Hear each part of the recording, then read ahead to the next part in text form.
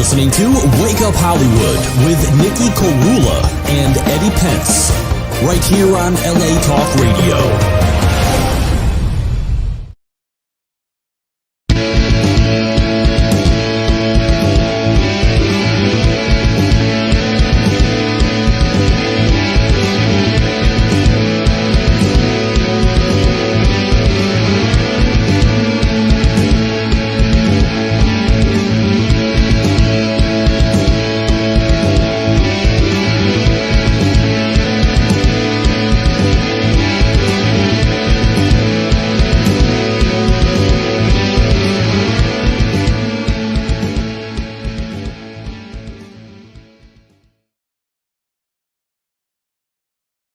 Wake up, Hollywood. This is your host of the most, Nikki Korula. We're going to jump right into this amazing episode of our show. And I have a very special guest. He knows that I call him Mike. He's my guitar guru because he knows more about guitars than anybody I know. He's a wizard of a player, and he just is an encyclopedia on music in general. Please welcome Alan Clark. How are you, Alan? Hey, guys. Good to see you, dude. Good to see you, brother. It's been a little bit. Been a long time. I love that you're wearing the Soldano shirt because you got me into that Soldano pedal. It's one of my favorite guitar pedals, and it's one of my favorite guitar amps. Of course, Eddie Van Halen made it famous, but I love that you're rocking that because that is a great amp. Mike Soldano is one of the nicest guys I've ever met. I will support him till the end of the earth. So you know what's really exciting for me to interview, because to interview you is a thrill because you have so much musical knowledge. So I've been thinking about how to curate this, and we're going to start from the very beginning. And I love that you put this in your bio. You saw Ray Charles and Kermit the Frog play a duet on the Muppets or whatever show it was. I think it was Sesame Street, actually. Sesame Street. Okay, all right. And you fell in love with music. Tell me what that experience was like, and tell me what made you fall in love with music because of it. I don't really remember it all that clearly. I was probably like only 3 or 4 years old, but there was something really, really cool about Ray Charles singing with a Muppet, singing with Kermit the Frog that just caught hold of me. You know, I mean, I learned from a very young age. Little background here. I'm partially blind. So I didn't know that. Wow. My connection to Ray Charles comes from that, really. And so I realized that this blind guy was singing with, you know, obviously as a 3-year-old, a true hero in Kermit the Frog. And I just thought it made me realize that anything was possible, and music was an avenue to do that. So. Well, you know, it's funny. I don't think I've ever told you this, but some of my closest friends and family know that to me, I haven't made it in music unless I'm playing music with a Muppet of some sorts, because that to me has always been the dream. So it's so funny that you resonated with that Ray Charles Kermit the Frog duet, because I get it. There's something about like that being the first image of you falling in love with music that makes sense. And Ray Charles, you know, he's one of the baddest of the bad. I know you've gotten way more into his music as a result, just of knowing that he was like the godfather of so many styles and sounds. He pioneered like 60s, you know, kind of soul music, I think. Oh, Ray Charles, the moniker of a genius is probably most befitting people like him and Stevie Wonder and Prince and others. It's just like somebody who can do so much. Even though they may have some limitations, they overcome that and they just create. And, you know, that's what an artist should do, is create with whatever they have available to them. And if they have to, you know, step out of a comfort zone that some people might try to pigeonhole them into, it's just absolutely inspiring to someone like me, especially. I love that. And, you know, I don't know if I've ever told you this too. When I was 11 years old, I got to sing at the Grammy Awards, and I was in 6th grade, and Ray Charles is one of the performers. And I remember this so clearly because I remember thinking this was the coolest experience. And he was playing, and as he was playing, he was stomping his foot on the floor, all right? Mm-hmm. And the backstage area for where we were was underneath the stage. So when he was stomping his foot, I was watching it on TV, but I was seeing the floorboards like right over me, kind of like every time he hit his foot, you could see like a little bit of dust coming out. Oh, And I was like, this is so cool because I was watching him on TV and then hearing him stomp above like the floor above us. So it was yeah. like such a like I never forgot that experience. It was like such a sensory memory experience, but also I didn't realize how much of a badass Ray Charles was until way later. But having that experience. Did you know he learned how to play saxophone? What? Really? Oh yeah. Oh yeah. There's live concert footage of him playing saxophone. He was a genius. He was a genius. And amazing. He's a pioneer. And you know what's so funny about you loving that duet? I would have thought that as a kid you would have gravitated towards piano, but tell me what made you gravitate towards guitar. Well, what put me towards guitar was probably living in a household with 3 older sisters, and they were 5 to 9 years older than I was. So the house during the day when, the parents were at work was filled with music that I probably wouldn't have listened to being a 4, 5, 6-year-old kid. That's awesome. So my older sisters are playing, stuff like Creedence and the Eagles and Bob Seger and the Doors and the Grateful Dead. And wow. Just the sound of the guitar really caught my ear, especially when I heard Boston's debut album. Wow. The greatest debut album of all time. I don't care who's going to argue with me on that. The They're thing great band. Sold over 17 million copies, and it was basically a basement tape. Wow. And you know what? They're like layered with harmonies, guitar harmonies, cool guitar solos. I mean, they were just like, they had it all. They were kind of like a I would say the American equivalent to Queen in some ways. You know what I mean? In a way, I would absolutely agree with that. But you have to remember that first album was pretty much only 3 guys. Wow. Tom Scholz played just about every instrument on that except for the drums. And then Brad Delp sung every single vocal and vocal harmony on most of that record. And so what you're talking about is an album that is essentially back in the 1970s recorded like we would do stuff today with digital technology and copying, pasting, except he's sitting there. Tom Scholz is sitting there in his home studio, taking it an inch at a time on a multi-track reel-to-reel, piecing the song together, one instrument, one part at a time. That's crazy. It's incredible. And to think that, I mean, the guy was a MIT graduate. He was working at Polaroid as an engineer in Massachusetts, and he's sitting there in his house in Waltham, Massachusetts, late at night, just jigsaw puzzling an album together that, that first song, Foreplay Long Time, had been something he'd been working on since the late 1960s. And to put it together into essentially a masterpiece. And again, doing it layer by layer, brick by brick, inch by inch, and doing it primarily just him, a guy playing drums, and Brad Delp singing. I don't know how many vocal layers there are on, songs like More Than a Feelin' or, Hitch a Ride or, Long Time. It's a ridiculous amount of work. And it's, again, one of the greatest albums you will ever hear. Perfect from start to finish. I agree. With every single track on it being a banger too. And you know what? That was like, I would say, what was that, 76? Right around then, right? It was 76, 77 time period. So like to have that music doing what it was doing was kind of groundbreaking because oh god, yeah, it was very arrangement heavy, very songwriter heavy too. Like Boston doesn't get a lot of credit for just the skill of the craft of songwriting, but their songwriting, their songs, their hooks, vocals. I have a theory why. I have a theory why too.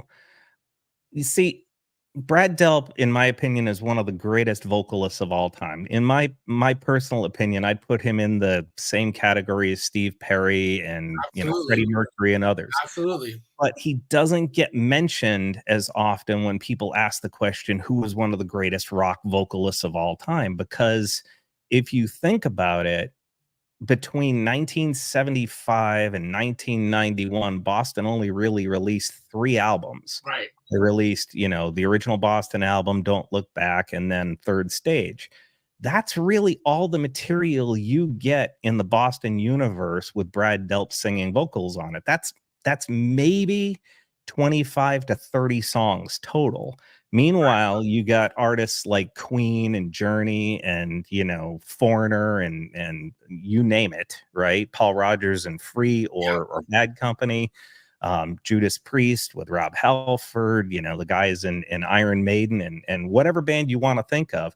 You've got dozens and dozens and dozens of songs to listen to and pick from, so they stay more relevant and fresh in your mind. But with Boston and Brad Delp specifically, you got to go back to 1991, Right. or previous to that, and so it's easy for somebody to slip out of your mind. But if you mention to somebody, well, what about Brad Delp? You'll almost always see a light bulb, bing, go off over their head. Go, oh heck yeah, Brad Delp. Oh, listen to Hitch a Ride. Listen to Smoking. Yeah, I mean, you also hear, like, I could put 20 vocalists together and have them sing harmonies, and I feel like a signature voice you can tell right away within even a group of harmonies, and he's got one of those voices. You hear his voice, and it's like it's a signature. It just has so much, you know, style, and it's got just grit, and it's got just amazing power. You know, he's got one of those powerhouse vocals. And he's got a note that he loves to go to too. If you listen to it, there are those notes where he's really hitting a higher register note, and then just for giggles, he'll take it a whole step higher, and he'll pop up there. And I've watched reaction channels on YouTube watching like opera singers and stuff like that, listening to Brad Delp, and they'll go, I can't believe he went higher. Well, that's the thing. He's got like this mixed falsetto and head tone that's just like, what? It's a beast. You know, his instrument is definitely It's special. He knows how to manipulate it in all the right ways to make you go, whoa. But he's understated. That's also what's great about him. Yeah. Alex, and let's not forget to say rest in peace, because sadly, you know, tragedy struck on that one. So you know, a lot of people don't know how vast your knowledge is of guitars, but you've been in music retail for a long time, and a lot of people don't know that you're my guitar guy. I always tell people that you're always one guitar ahead of me to kind of like educate me on what piece of gear that I'm going to need. And you told me about the Silver Sky, and I was like, yeah, I'm not sure that's going to be, I played it once. It was okay. And then you were like, you're going to come back for this guitar. And sure enough, I did come back for it and played it again and fell in love with it. But when did you start playing guitar? Because I'm so curious about when you started learning and how you kind of immersed yourself into this instrument, because your knowledge really is the most vast of any musician and guitarist I know. Well, here's a guilty admission of mine. My first guitar was a green tennis racket. Not even a joke. When I was like, you know, 8, 9 years old, I had asked my parents, you know, I was in elementary school, I was in elementary school, probably about 5th grade. And I asked my parents to get me a guitar. You know, music lessons were signing up in the elementary school. And I was like, I want to learn how to play guitar. But because I had actually seen Buddy Rich play, they thought, no, you know, you like drums. And so they got me a drum set. Wow. And so even though I had a drum set, I was jumping off my parents' living room couch with a green tennis racket. and I ended up, you know, when I was young, we used to have these things back in the 70s and early 80s called paper routes. Oh, yeah. And I peddled newspapers for years and saved up money to buy my own guitar. And at that time, I had heard Van Halen. Oh, awesome. Van Halen. This is where it gets good. My really, really, really good friend, who's a little older than me, Danny Stearns, is a phenomenal guitar player, really avant-garde, atonal, microtonal guitar player. He played me Eruption. Wow. And much like everybody else on the planet, when you first hear Eruption, you're like, is that even physically possible? Is this person an alien? What the heck is going on? Yep. Well, a little while after that, I started combing through guitar player magazines, and I found I have the magazine actually over there somewhere, but I have the very first magazine I went through. And then inside of that magazine, there was an ad for a Kramer guitar, a white Kramer guitar with Eddie Van Halen holding it. It had a little bozo sticker on the side. And I was like, I have to get me one of those. But he played a Kramer? Is that what he played? I had a Kramer Focus 1000 was my very first guitar. I saved up my money. I got it for like $200 back in, I don't know, 1980, 84-ish or something like that, after I'd worked my butt off flinging newspapers. And I got a Kramer, and I did what most kids probably wouldn't do. I got it home and I immediately took the thing completely apart. Wow, really? Every nut, bolt, wire, clip, spring, everything came off of that guitar. And I put it back together. What? And then I had to pay somebody about $100 to put it back together right. But I learned a proper lesson. There is such a thing as intonation and setup. And so I learned very quickly how to restring and set up a Floyd Rose guitar. Wow. And that was sort of the starting point. I didn't know how to play. I never took a lesson. My friend Danny, that guitar player I mentioned, he showed me some chords. He gave me some advice, but well, I gotta ask, what made you take it apart though? You were just like you were so sort of by it a little bit. No, I like to know how things work. You know, I remember, this is a don't try this at home moment, but when I was about the same age, I was taking stuff apart, and I took apart a black and white TV, and unfortunately didn't understand that you're supposed to unplug it when you do that. And I zapped myself pretty hard, melted the screwdriver I stuck into the thing, and learned not to do that again. I learned about the lessons of electricity. It's an important one. It's an important one. I was just that person. I wanted to know how things work. So yeah, I took it completely apart, and I got more into the mechanical aspect of it than I probably should have, since I didn't even know how to play a power chord at that point. Wow. But the first riff I ever learned was, of course, the "You Really Got Me" riff. Yep. Most people would be like, "Smoke on the Water." No, it was "You Really Got Me," and it was the Van Halen version of "You Really Got Me." I never really perfected it though. But that was a cover. I think it was the Kinks, right? It wasn't the Kinks. The Kinks, yeah. But Van Halen made it really cool. Like they made it modernized for the 80s a little bit, and it made it really cool. Well, they did, but they did something else too, and this doesn't happen all that often. I can think of a couple of examples in history where it happened, where the cover affected the original, in the sense that after Van Halen came out with their version of "You Really Got Me," you started to hear the Kinks perform it more the Van Halen way. Wow. Sort of like when Jimi Hendrix covered "All Along the Watchtower," you started to hear Bob Dylan playing "All Along the Watchtower" a little bit more like that, you know? Yeah, it's not something that happens all that often in history, but every once in a while, another artist comes along and does a song, and you're like, oh my God, that's the way I really wanted to do it in the first place. And therefore the original artist might start copying the cover. That's cool though. And so you started playing guitar. You said your paper route and all that. You were about 11. I was probably 13, 14 when I got my first guitar, but I never really took it seriously until I was probably like 17 or so. So did you buy an amp with that Kramer? Oh Lord, what did I have? I had a first amp I ever had was maybe a Champion, a Fender. No, it was like a Fender Studio 85 solid state amplifier. Wow. You know, when I didn't go to the basic practice amp, I went to like an 85 watt 1x12 solid state combo, because it said Fender on it. Fender was cool. Yeah, and also that's a big sound for your first time playing too. Well, I'm sure it drove my family crazy.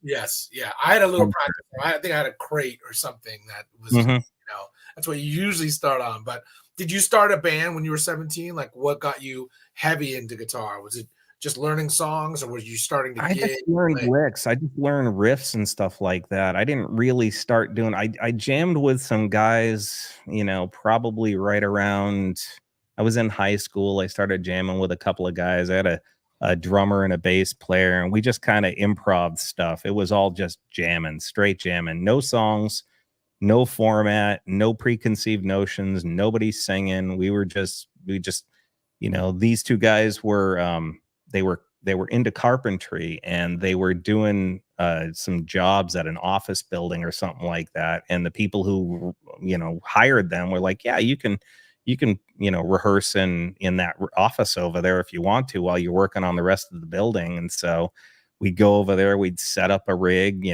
we'd play 5, 6, 8, 10 hours some afternoons, That's awesome. and just make ungodly noise. But it was fun. It was fun. And it sounds like you were like an early prog rock band. That's what it sounds like. Well, kinda, but it was more so a lesson in listening to each other. Because when you're doing that, when you're playing songs, when you have a preconceived notion of what you're going to do, you sort of create a format that basically says, okay, we're going to play this many bars, then we're going to change here, and then we're going to change there, and then we're going to have the riff, and this person's going to sing at that point, and this is the way the song is going to go. And you're like, okay, 4.5 minutes, we're done. Hey, let's go on to the next song. When you're jamming, and I'm sure a lot of this came from my early days as being a Grateful Dead fan. I went to my first Dead show when I was like 12. Oh my God, that's amazing. That's one which I saw. So listening to jam bands and stuff like that was very, very, very second nature to me. And so playing like that with really, again, no instruction, no lessons, just going in and playing with these two other guys who definitely were better players than I probably was at the time. But we listened to each other, and that's one thing that a lot of people make a mistake on. They don't listen to the people they're playing with. They don't keep an ear open. Yep. You might hear a drummer hit a particular flam or a particular fill, and maybe that makes you play something a little rhythmically different. Possibly growing up playing drums for about 6 years or so made me a little bit more adept at listening to the rhythm parts of the song too. So my ears almost naturally go towards the rhythm section more than the flashy lead, other than Eddie Van Halen, of course. But I mean, I think that part of listening is training you.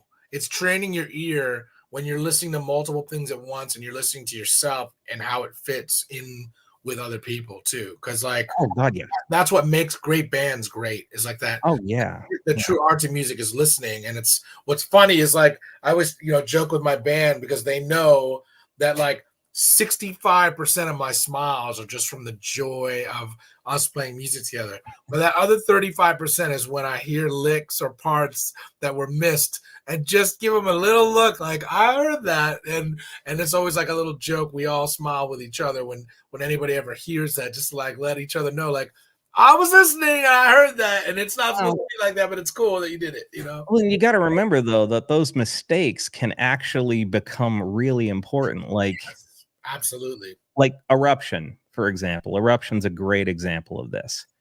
They didn't give Eddie too many takes on that one. He went in and he played it. He basically acknowledged almost up until the day he passed away that there's a mistake on that recording. There's a mistake, and if he played it the way he had originally wanted to play it, it would have come out a little bit differently. And he was a little bit upset because if he went on stage and he played it the way he had intended to, then people will think he was making a mistake. Wow. But that forced him to play the mistake over and over and over again. That's so crazy. Think about it. These happy little accidents that cause us to have this little moment of inspiration that takes us into another direction that we weren't 100% expecting. Well, and it's also like with tape, he probably heard it, was like, oh, it's cool, just leave it in. Which I love that about tape, because sometimes you're just gonna not want to edit it and change it because it's pretty much as good as you're gonna get it unless you redo the whole thing.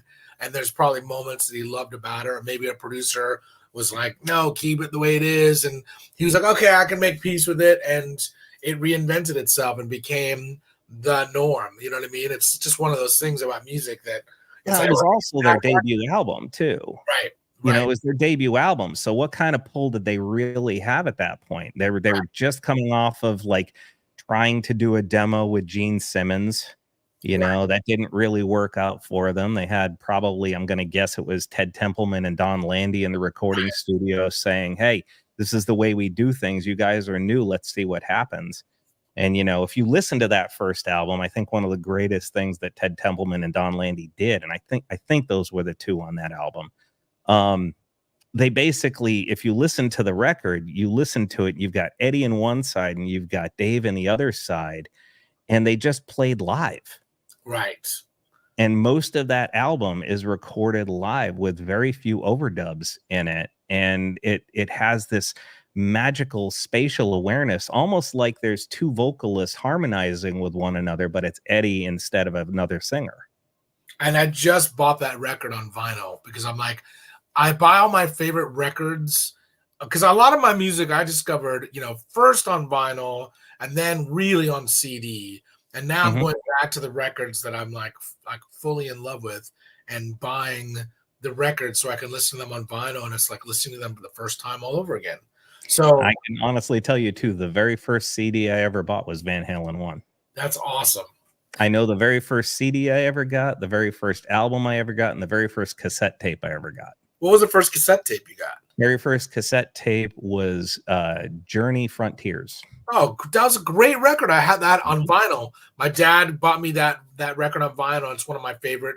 It's still one of my favorite records. I think it's their best record still. Well, the very first vinyl I ever got was Journey Escape. Oh, wow. That's another great record. Wow, two Journey records. We haven't even talked about Journey in all this time that we've been friends. That's so crazy. The very first, my two favorite Journey songs of all time are on the Escape album. Escape is a great record. Oh yeah, you know, Sean, he's such a badass. He's just go listen to Mother Father.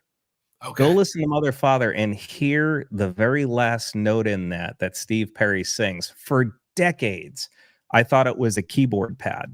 Wow. I mean, for decades. And then I went back and I watched a video clip of the Live in Houston performance from, I think it's 1981. And you see Steve Perry singing the last note. And I'm like, holy crap, he sang that. That wasn't a keyboard pad. I'm talking like, I only realized this like 5 years ago. And yet I bought the record when it first came out. And I thought for decades, I swear to God, I thought for decades it was something that Jonathan Cain had done on the keyboard. But it was Steve Perry singing the last part so perfectly, it sounded almost synthesized. He's one of my favorite rock singers. And like I did an industry showcase at SIR and I was bringing my amp in and he was talking to one of the engineers in there. And I so wanted to interrupt him, but I just like, nah, just let him. But it was so cool. It's just like, holy shit, there's Steve Perry just like hanging at SIR. That you don't see that very often. But I met him twice. He's such a nice guy. And he's one of the best singers. He's one of the best rock singers. Yeah. Well, Alan, you have cultivated a really cool YouTube channel and where you're pulling up B-sides, album tracks, and talking about them. We're going to play a little clip. Here's clip number 1. We're going to play something from your YouTube channel, and then we'll talk about it in a second. Here it comes. Hey, everybody. It's Alan, and I hope that you are doing well. Today, we want to wish happy birthday to one of the great drummers of the last 50 to 60 years, Mr. Steve Gadd, who celebrates his birthday on April 9th. We're going to listen to a song from the Steve Gadd Band as opposed to listening to a song with him backing up other artists. We're going to listen to actually his band. And we're going to listen to a song called Rat Race. 3.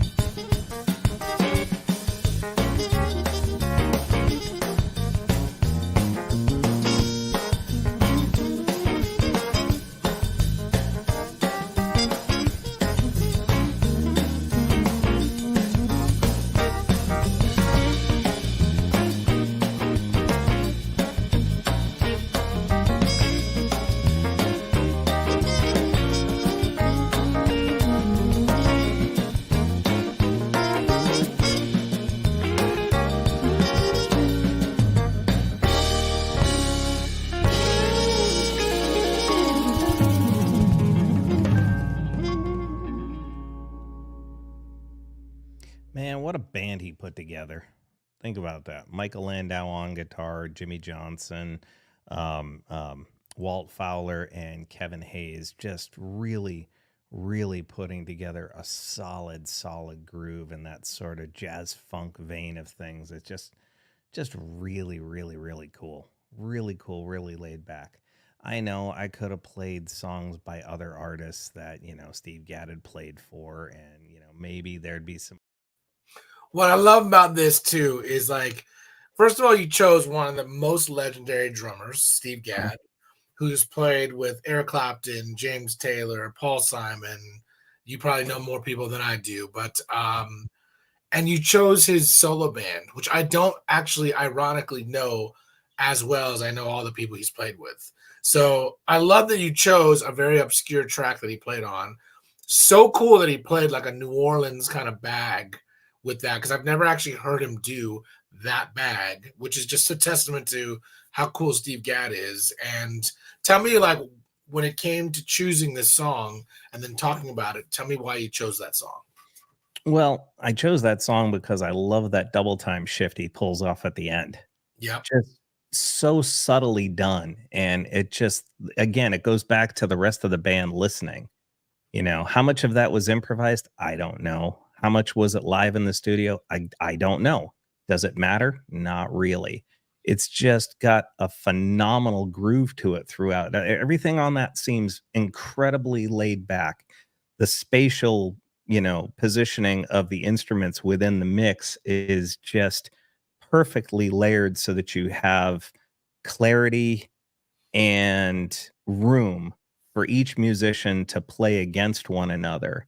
And they're all given space, they're all given opportunity.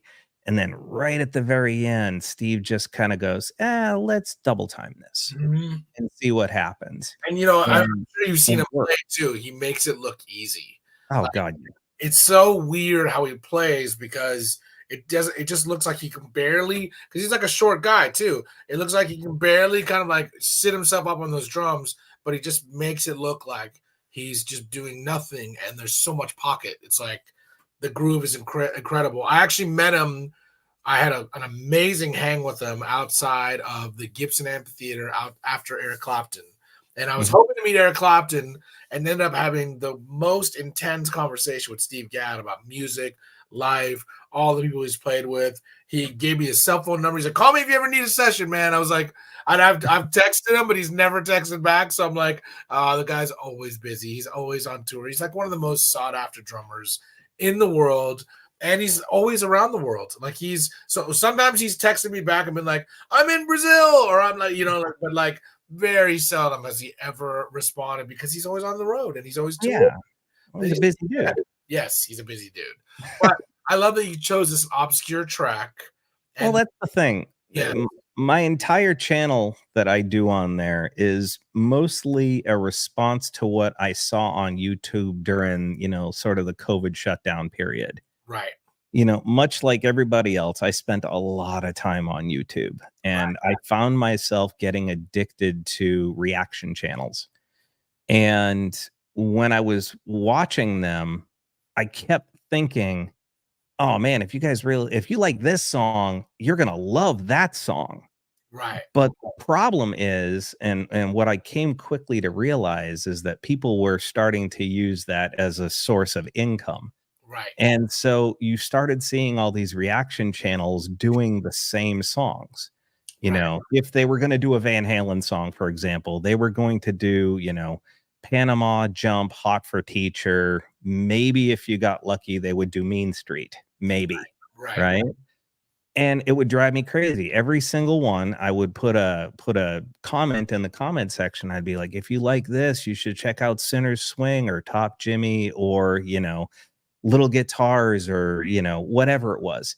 And I'd get a thumbs up or a like or a heart. And I'm like, they're not going to do it because it's not going to get them video counts. And so on my YouTube channel, there's a couple of things I stick by. Well, number one, I never say like, share, and subscribe. right. I'm not doing it to make money. I don't care. I'm just there to share really cool music with people who may never hear it. And But it's also like you're choosing songs that are not the big hits. which I Oh love. no, Which absolutely I not. love because like you have, and the reason why I love it, Alan, too, is like I've watched a couple of your clips, and it's like you choose obscure songs by well-known musicians or songs that should be known and maybe just didn't get the marketing or whatever, and your vast knowledge of music.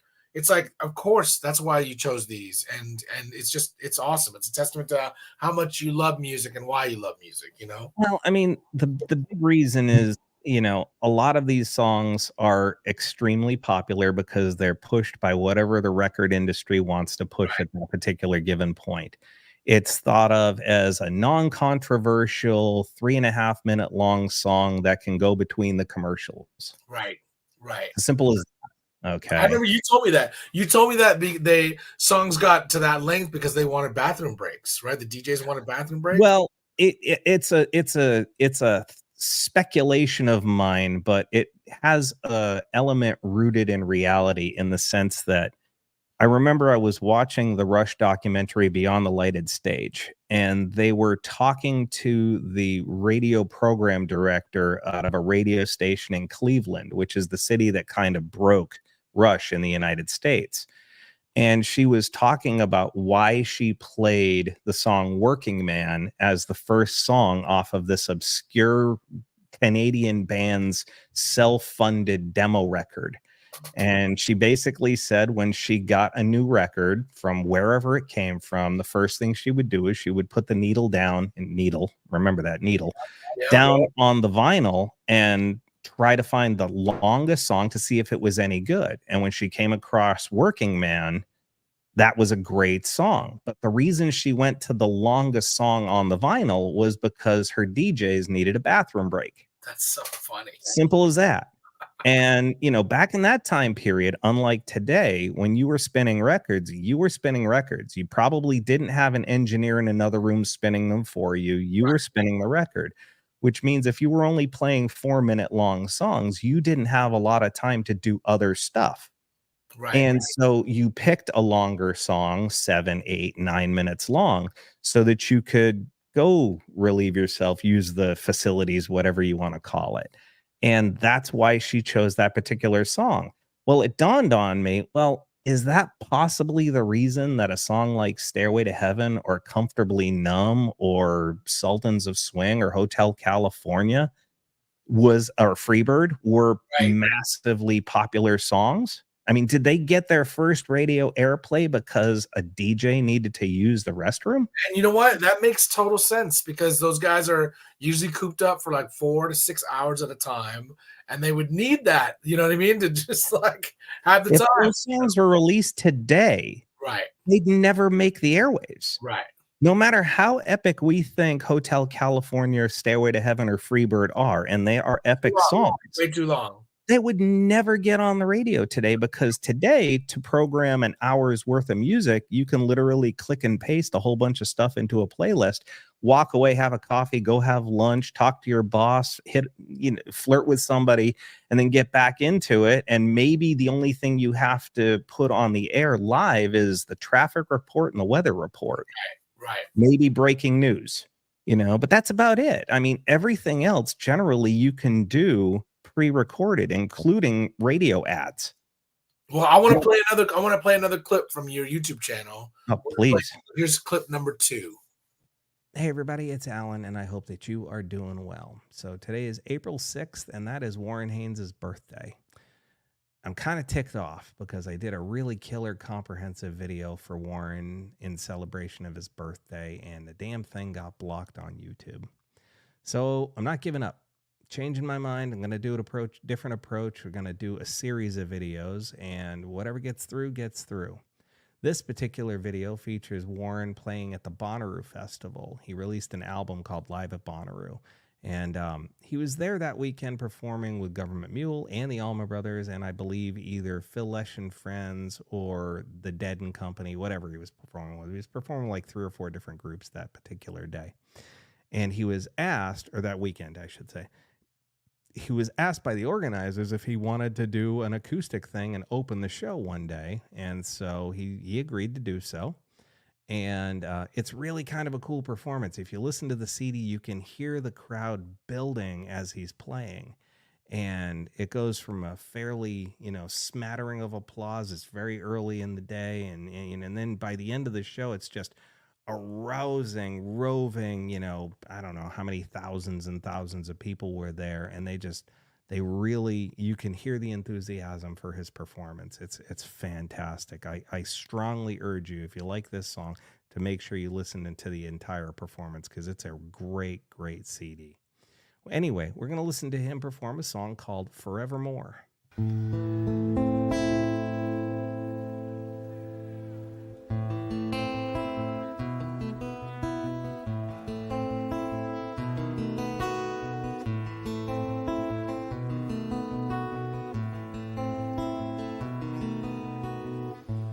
I can feel the rain fall down like tears upon my shoulders. I can feel the gods look down, cry on forevermore. Yes, I feel the gods look down, some laugh while some are crying. I can feel the wasted tears cry on forevermore. Can't you see? My whole world is nothing without you. Where will I run to when I need a place to hide? Far away from New York City. Who will I turn to now that our love has died?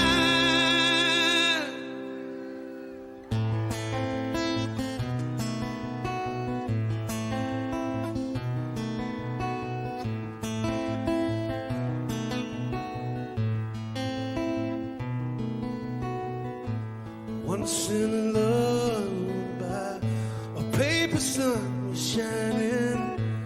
Now that it's all burned up, I'll cry forevermore. Once in a lullaby, you brought me joy and laughter. Now that it's all used up, darkness forevermore. Can't you see? My whole world is nothing without you. Where will I run to when I need a place to hide? Far away from New York City. Who will I turn to now that our love is died?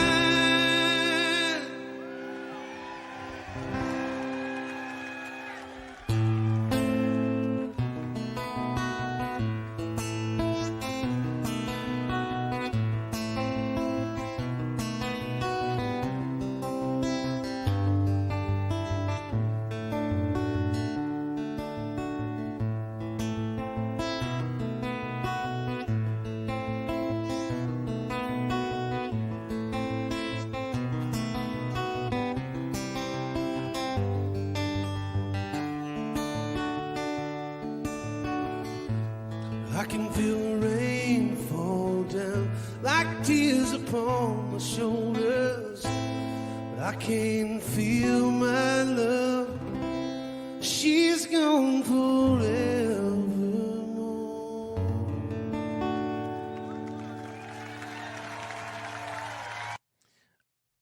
I'm just thinking about it, and I'm thinking,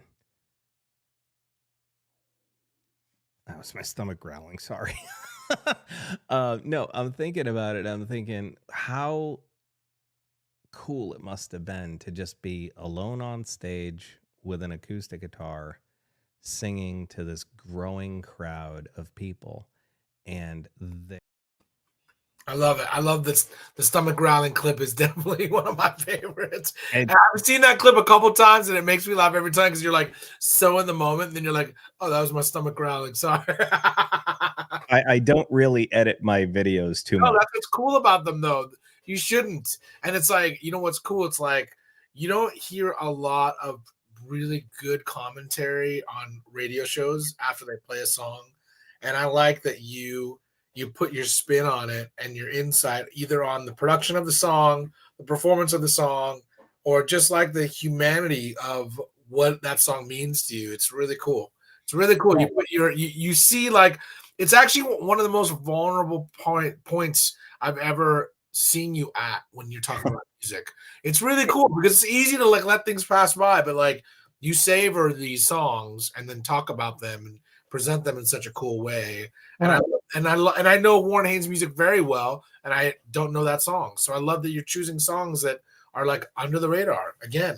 The thing about it is it's the whole principle of doing the channel was to basically put music out there that most people haven't heard. And a big fan of an artist might recognize it. Totally cool. That's what you want to do.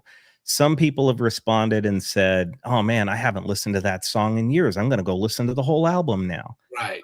I mean, basically, my format is very simple. I introduce the song in some way, shape, or form. Some of the intros are 10 seconds, some of them are a minute and a half. I Right. play you the song, and then whatever that song makes me think at that particular time is what I spew out.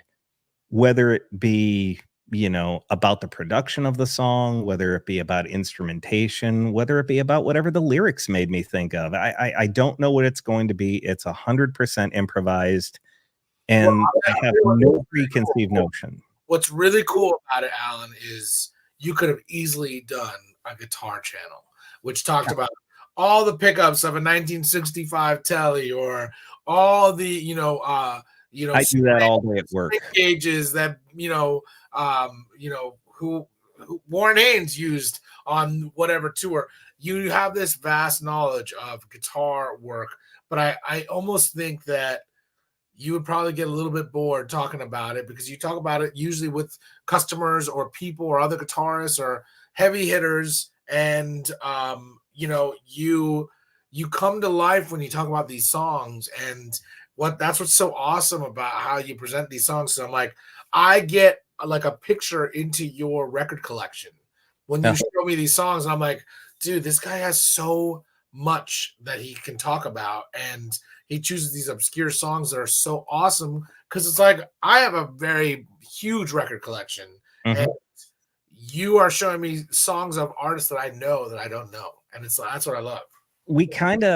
I kind of touch upon almost kind of every genre, really. I mean, I've even got some hip hop stuff on here. I've got some, Swedish black metal on here, but for the most part, I have my comfort zone, of course. But the reality of it is it's just whatever comes to mind at that particular point, what's going on there. And again, I just have never really been a big fan of just listening to the radio hits. Right, I just can't do it. I get so bored. Like there are so many popular songs that I frankly could do with never hearing again. By right. some of my favorite bands, by some of my favorite artists, but I'm just like, "Oh god, I just don't wanna hear that song again." I And love. those are the songs I'll hit skip on a playlist when I'm out on a jog or a hike or something like that. I don't need it. I'm good. I'm a huge fan of B-sides, and Oh, sure. I love and I call them like track 6 on a record because track Mhm. 6 on a record is sometimes it's not your throwaway song by any means, but it's a song that you're like, okay, you're invested in us, whether you like this or not. Here's the next song. You know what I mean? And it's like that's what I like about the role of track 6 because track 1 is got to be some opening theme. Track 2 is like, okay, we got your attention. Track 3 or 4, there's a hit in there somewhere. Track 4 or 5, it's another potential hit. It could be the next 3 hits, 3, 4, and 5. And then track 6 is like, you're not putting a hit song there. You're not putting your radio friendly song on there. You're Uh-huh. putting Except what except song? except for back in the day when you were doing vinyl, and track 6 was the first track on On side the B B. side. That's true. That's true. That's the thing in the world we live in today, with the world of streaming and downloads and everything like that. You can pick and choose and cultivate what you're listening to so finely that you miss out on the artistic integrity of an entire album. And Right. so people are releasing EPs because they don't want to wait to get new music out there, because they're afraid that they'll fall behind in, you know, the world of popular releases. And people don't listen to the entire album anymore. And Totally. yet there is a bit of a resurgence of that with the popularity of vinyl coming back out. You get people starting to listen to deeper stuff. But do they really listen to it, or do they just find the thing that they heard on the radio, plop the needle down and listen to it? Back in the day, we had to sit back and listen to the entire thing. I don't care whether it was listening to a cassette tape or vinyl or an 8-track tape. You didn't have the ability to seek and skip. You listened to the song and you listened to it. I also like talk to people on this. It's like kids today will never understand. You sound like an old man when you say kids today. But it's true. It's true. Like listening to a radio show for 30 songs, to hear that one song, and then you push record on your tape player to get the version. You know what I mean? And it's like, and you always miss the first couple seconds, or there's a DJ talking on it. So it's just like, you know, there's always like this, and then it goes into the hit song. And it's like, nobody will understand how much you savored that mixtape that you were making from hearing that. You know what I mean? When I was in my early 20s, I was in a car with my sister. We were driving. I was getting, she was actually driving me to work at another music store that I used to work at. And this song came on the radio. And when I hear it to this very day, I can put myself back in the passenger seat of a white Chevy Citation, driving down the road past a little ski slope that was in the town between the two towns that I was going from and to. And the Atlanta Rhythm Section's song Spooky came on the radio. And I had no idea who the Atlanta Rhythm Section was at the time.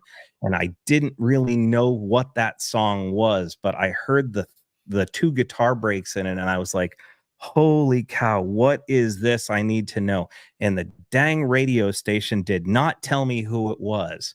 And when I got to work, I got out of the car and I immediately went into the store and I called the radio station just to find out who sang that song and what it was. Then I went to the CD shop and I bought the dang thing, because that's what we used to have to do.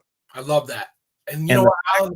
The fact that a song can transport you, just if you watch the videos that you're seeing me in here, half the time my eyes are closed. Right. Because whatever is going on, whatever I'm listening to, it's transporting me somewhere. And that's the beautiful part of music and the arts that we love and live in, because it's not just a rhythmic sense. It's an actual visceral sense that just transports you into a time and place, talking to a person in a particular situation. In certain instances, you can even relive the smell of what you were dealing with when you first heard a song. You can just be transported into anywhere. I love that you understand that level of passion for music. We're running out of time, but real quick, where can people find your YouTube channel? What is your YouTube handle?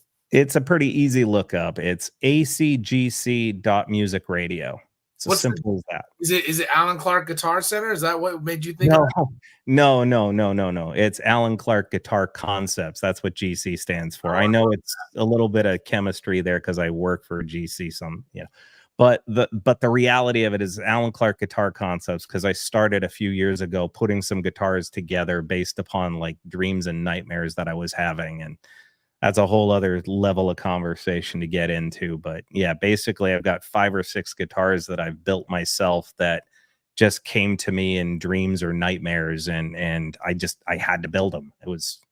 That goes back to that very first guitar that I bought when I took it completely apart and I put it back together again. Right. I was like, okay, now my brain is enveloped with a whole bunch of technical stuff about guitars that makes me conceptualize how to get 17 pickup selections out of a guitar with 3 pickups. Well, you know what? I want people to tune into your YouTube channel because you are forever my guitar guru. You're always going to be the person that I talk to about pickups, guitars, amps, anything guitar related, because you are such a wizard and encyclopedia with all this stuff. Yeah. Check out Alan's YouTube channel, ACGC Radio, right? ACGC.music radio. ACGC.music radio. Check him out on YouTube. Watch his shows. Alan, thank you for being my guitar guru all these years. I can't thank you enough and tell you how much it means to me, because, you know, a lot of people don't understand how much you shaped my records, my live gigs, with the gear that you put in my hands, with the tools that you helped me shape my music with. So from the bottom of my heart, thank you so much, and I appreciate you so much. And thanks for being a guest on Wake Up Hollywood. Nikki, it's always a pleasure. Good to talk to you. We'll do it again sometime. Absolutely. Well, I'm going to have you back in 9-10 months. We're going to have the Guitar Guru back, Alan. So you're coming back whether you like it or not. Check out Alan's YouTube channel. Check out acgc.music radio. And we'll see you guys next week. Take care. Peace and love. Be good.